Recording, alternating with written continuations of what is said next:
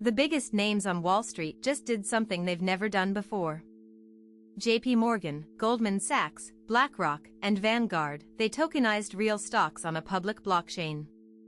This isn't a test. It happened today. Until now, tokenized real-world assets were mostly the playground of crypto-native firms like Ondo and Securitize. But today, the Depository Trust and Clearing Corporation, DTCC, flipped the switch for the biggest banks on the planet. JPMorgan kicked things off by tokenizing a portion of its Invesco QQQ Trust holdings. That's the $200 billion ETF tracking the Nasdaq 100. The shares were held at DTCC, and JPMorgan retains the ability to convert them back to traditional shares at any time. But JPMorgan wasn't alone. Goldman Sachs, BlackRock, Vanguard, and even the New York Stock Exchange participated in the first wave. Also in the mix, Circle, the issuer of USDC, and Kraken's parent company Vanguard. This working group isn't a one-off.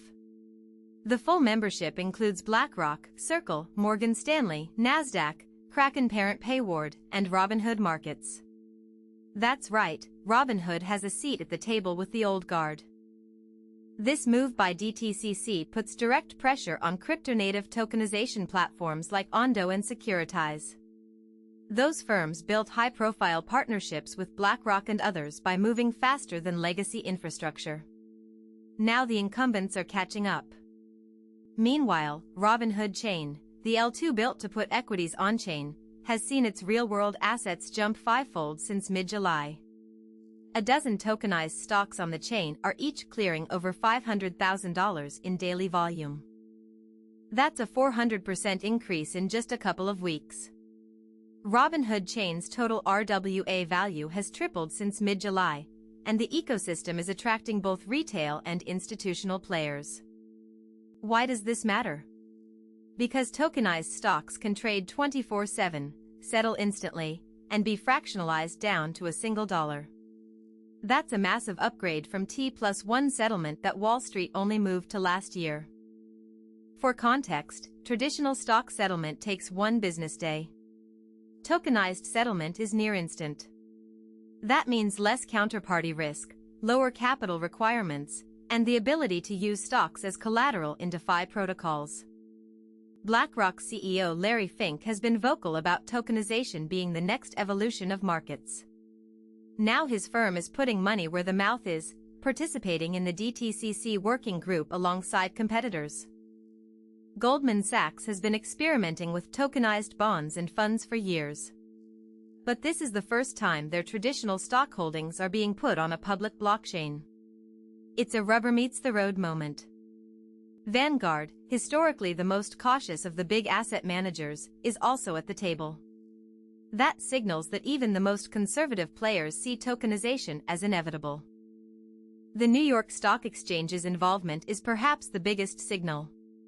The NYSE is the world's largest stock exchange by market cap. If they're building tokenization infrastructure, the entire ecosystem shifts. Circle's USDC is the likely settlement currency for many of these tokenized trades. With a regulated stablecoin and a seat at the table, Circle becomes the bridge between traditional finance and DeFi. Kraken's parent Vanguard joining the working group is interesting too. Kraken has been pushing for regulatory clarity and institutional-grade custody. This puts them directly in the flow of tokenized securities. Robinhood's inclusion is a masterstroke. The retail brokerage-turned-crypto platform now has a direct line to tokenized stocks.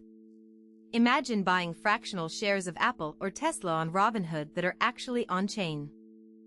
And Robinhood Chain's own RWA explosion, fivefold in 2 weeks, shows that retail demand is real. Tokenized stocks on that chain are already moving $500,000 per day per asset. That's real volume, not speculation. But the DTCC move is different. It's the official infrastructure of Wall Street embracing tokenization. DTCC clears and settles the vast majority of U.S. securities trades. Their involvement is a stamp of legitimacy. What does this mean for crypto-native tokenization platforms? Ondo Finance and Securitize have been the darlings of institutional RWA. Now they face competition from the very incumbents they partnered with. Ondo Finance, for example, has a deal with BlackRock to tokenize portions of their money market funds. That's still valuable, but now BlackRock can also tokenize stocks through DTCC. The landscape just got more crowded. Securitize, which helped BlackRock launch a tokenized fund earlier this year, now has to compete with DTCC's own rails. But they still have first-mover advantage in compliance and integration with crypto wallets. The bigger picture: tokenized real-world assets could grow from $50 billion today to $5 trillion by 2030, according to some estimates. With DTCC and the biggest banks now active, that timeline could accelerate. This also has implications for Bitcoin and crypto markets. If stocks can be tokenized and traded on the same rails as crypto, the line between traditional finance and digital assets blurs further. Capital flows become seamless. We're already seeing the market react. Crypto-related stocks rallied today, Coinbase up 12%, Robinhood up 8%. Investors are betting that tokenization will drive more volume to crypto exchanges and infrastructure. But there are risks. Regulation is still uncertain. The SEC has yet to provide clear guidance on tokenized securities. And DTCC's system still relies on permissioned blockchains, not fully public ones like Ethereum.